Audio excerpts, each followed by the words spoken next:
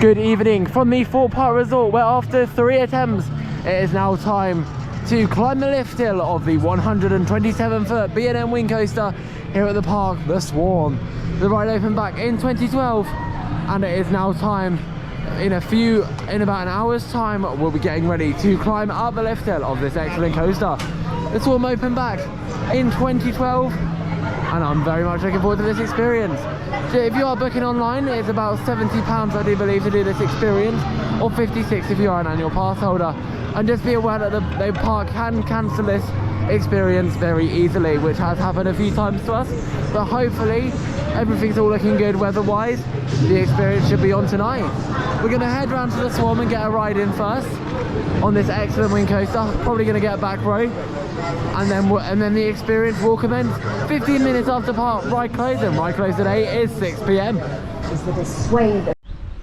So after that clip that I've just shown of the Swarm, I then had my amazing ride on that. We were towards the back of the train, nice and intense as usual. After that we then headed round to the VIP reception 15 minutes after park close. A couple of seats in there, and also the UK Theme Park Awards wall, which they've won. Great to look in there, see all their awards, which do span back quite a few years. After that, a member of the VIP team came over. We had Ruben and Sean for our experience. They were very friendly, very approachable, and you could ask as many questions as you wanted. After everyone arrived, we then made our way back into the park, walked across the bridge as everyone was coming out of the park, and made our way over to the events marquee. In there we had to sign a disclaimer, watch a very well prepared, well filmed, well organised safety video, and put our harnesses on. The pencil gear that they gave us was very good, and I was very impressed with the quality of that. Nice and safe, nice and easy to put on, and also it did have some pockets as well that you could put your loose items in. So after that we were then given a foam pouch which was branded with the Thorpe Park VIP logo on, which we were able to keep after our experience, which was great to see. After that, it was very informal and everything. That we also given a bottle of water that we could take up if we wanted. Very friendly, having a lovely chat with some of the VIP team. And then we made our way over to the ride and up into the control panel. At this point we weren't able to take any pictures and videos of the control panel, but pretty much everything else in the tour we did manage to take pictures. In this bit we were showing how the panel works, the e-stops, the audio, and the tablet, which allows them to do the queue times, capacity, and like the riders per hour for the attraction, which was very interesting to see. Very similar to what I saw in the cabin when I did the Nemesis behind the scenes experience earlier in the year. After that we then locked off the ride, which is a standard procedure across every theme park. Anyone going in the ride area, whether that's a member of staff going in to collect lost items, engineers doing work on the ride, or us doing these VIP experiences, has to lock off just to make sure the ride isn't started.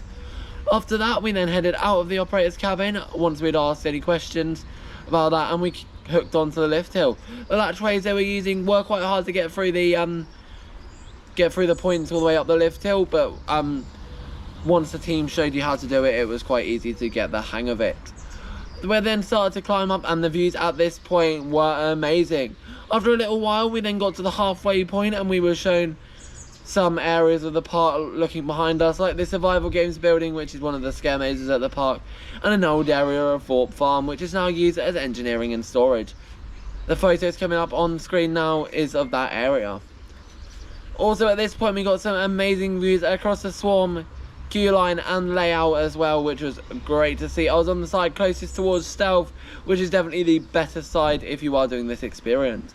After that we then carried on up the lift hill, and eventually after a short while, it probably took about 2 minutes to climb up that lift hill, when we got to the top at 127 feet above Thorpe Park, we reached the crest of the Swarm, and we could stand up there.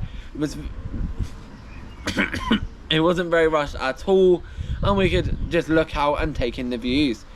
Firstly we were shown the areas around Thorpe Park, such as the area of Staines, and we could see all the way across to central London. The views up there were amazing, and you could see for miles. We had such a clear day, the weather was definitely on our side. We could see like the Royal Hounslow University School, which is coming up on the photo now, and we could also see planes taking off from Heathrow Airport, which was really nice to see. After that we then moved back to the park, and we got some excellent pictures of some of the rides Firstly, I just want to start by Stealth, the park's intimate hydraulic launch coaster. The views of this were amazing. We could see the launch building, the maintenance bay, and they even had a couple of trains out, which is obviously how they park them for the night. But it was great to get some aerial views of the trains and the whole area surrounding the park's intimate hydraulic launch coaster. Then moving around the park, we could see the developments over at Rumba Rapids. Obviously that ride is now shut permanently and won't be reopening, but it was nice to be able to see that area where the ride used to sit from above. Moving on round, we then had some excellent views of Nemesis Inferno, the park's B&M inverted coaster. Got some lovely views of this. You can see how much it actually takes up in the park, how much space it takes up, and obviously how Mr. Monkey's Banana Ride and Detonator are weaved in around the ride.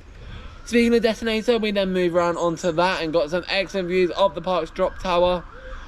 You can see everything so clearly from up there, and it was great to see the park from above.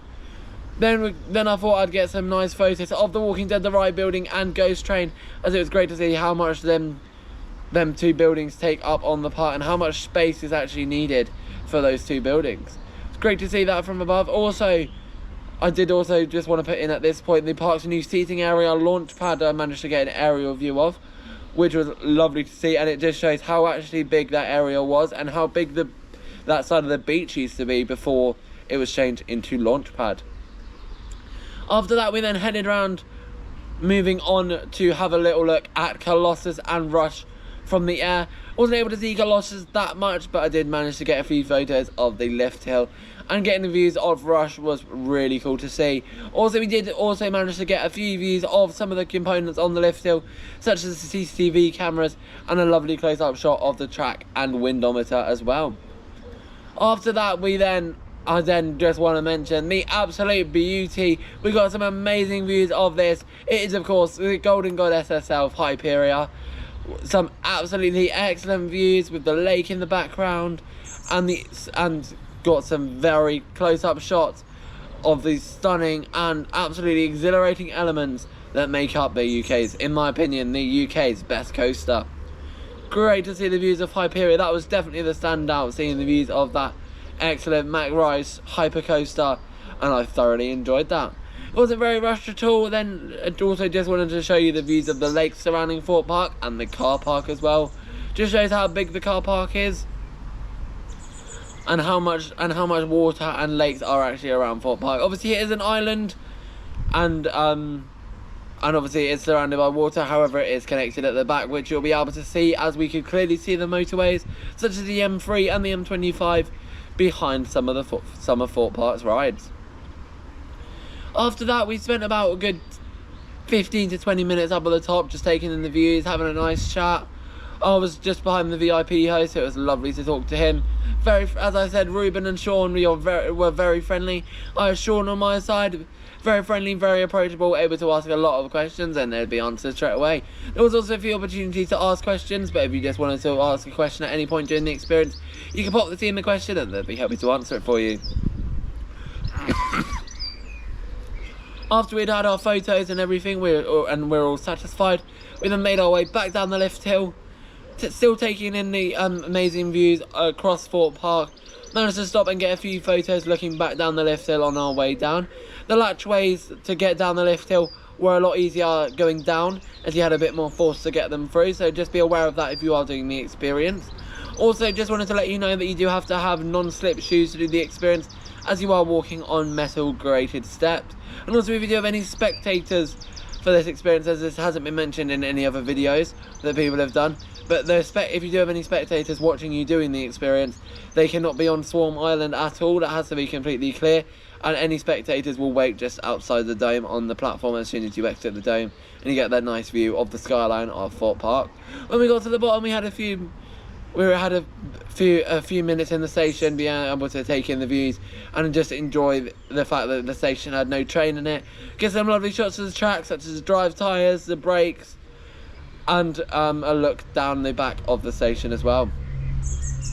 Here's a nice selfie of me with the lift hill and the operator's cabin in the background. The team were very friendly, happy to take as many selfies and pictures as you wanted, and they did a very good job with taking the pictures.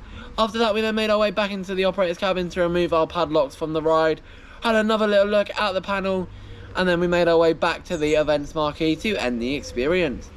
The experience ended with a few little gifts. We were able to keep the phone pouches that we had to use throughout the experience, and we were also given an ID card, pin badge and certificate, and as well as a lanyard as well to commemorate this experience.